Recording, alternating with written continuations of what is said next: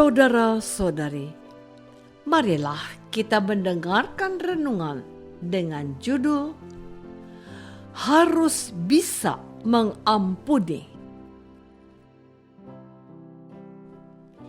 yang berdasarkan pada Injil Matius bab 18 ayat 21. Kemudian datanglah Petrus dan berkata kepada Yesus, "Tuhan, sampai berapa kali aku harus mengampuni saudaraku jika ia berbuat dosa terhadap aku?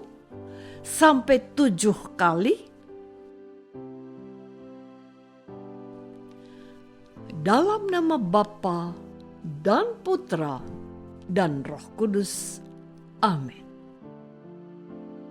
Saudara-saudari terkasih dalam nama Tuhan Yesus Kristus, Petrus bertanya kepada gurunya perihal mengampuni saudara yang berbuat dosa terhadapnya. Tidak dijelaskan dosa macam apa yang dimaksud oleh Petrus.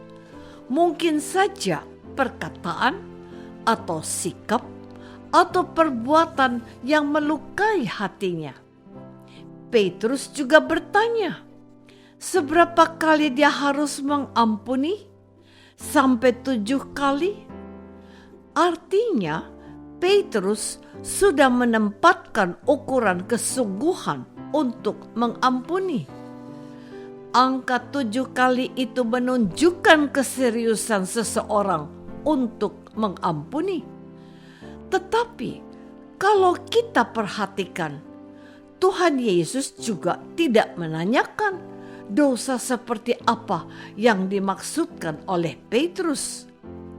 Yang dijawab Tuhan Yesus bahwa Petrus betul harus mengampuni. Apakah sampai 7 kali? Ini jawaban Tuhan Yesus kepada Petrus. Bukan. Aku berkata kepadamu, bukan sampai 7 kali, melainkan sampai 70 kali 7 kali. Kalau kita menghitung hasilnya adalah 490 kali. Banyak ya? Ini mau mengatakan kepada Petrus dan pada para pendengarnya bahwa mengampuni itu jangan diingat-ingat atau dihitung-hitung. Mengampuni, ya, mengampuni saja. Seberapa banyak kali? Selalu harus siap dan bisa mengampuni.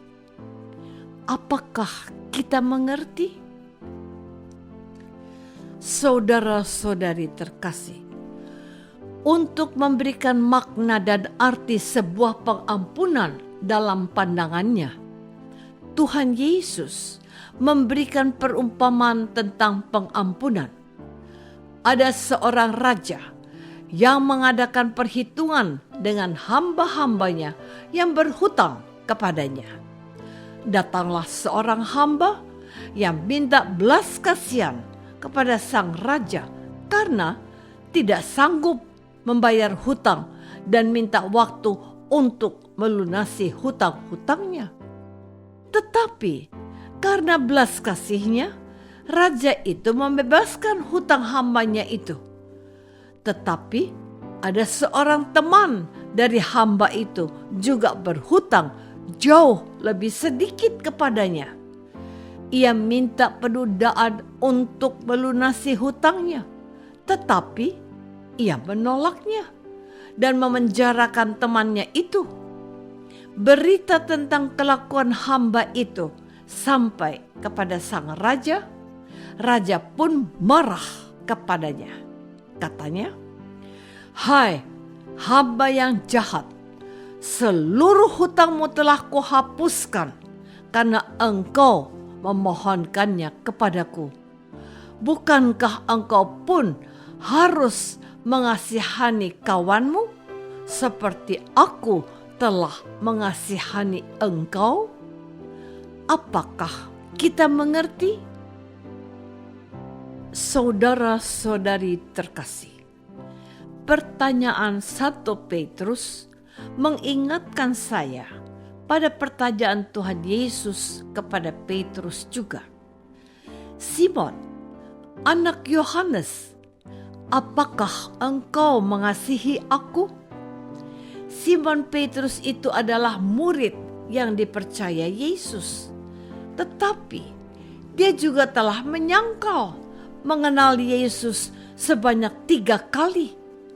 Pertanyaan itu ditanyakan kepada Petrus sebanyak 3 kali juga. Dan Petrus tetap mengatakan kalau dia mengasihi Yesus.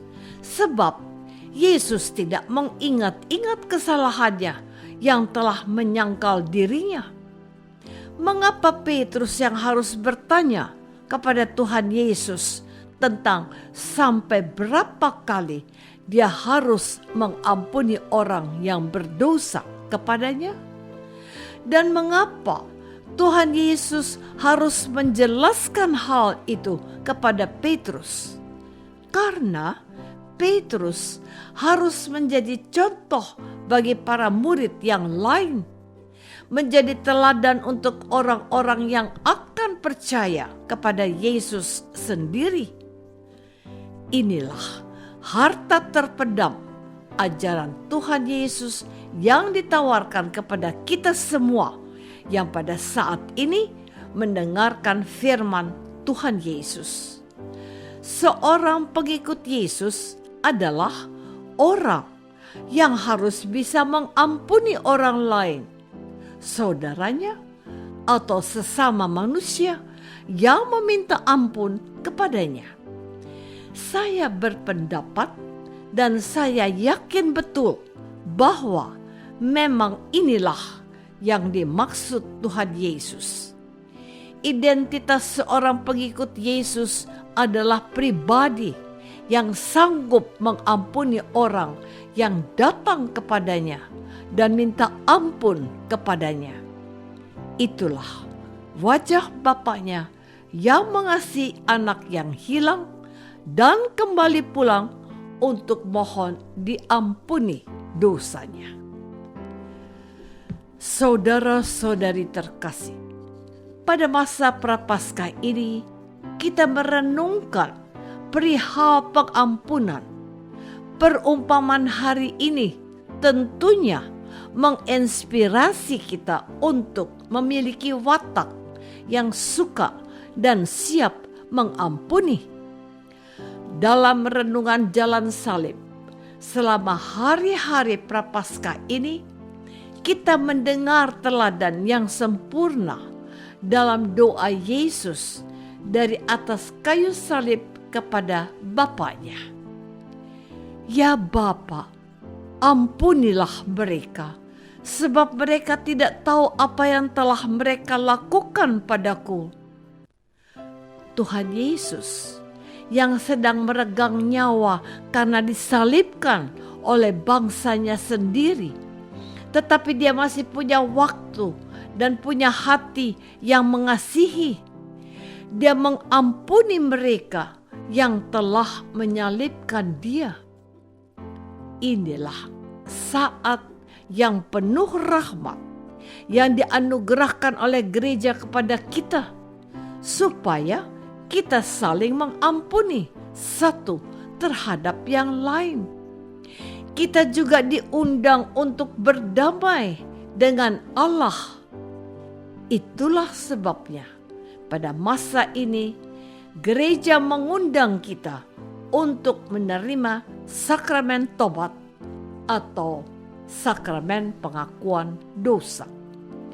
Tuhan Yesus menghendaki dia selalu mengajarkan ini untuk kita dalam doa yang diajarkannya kepada kita.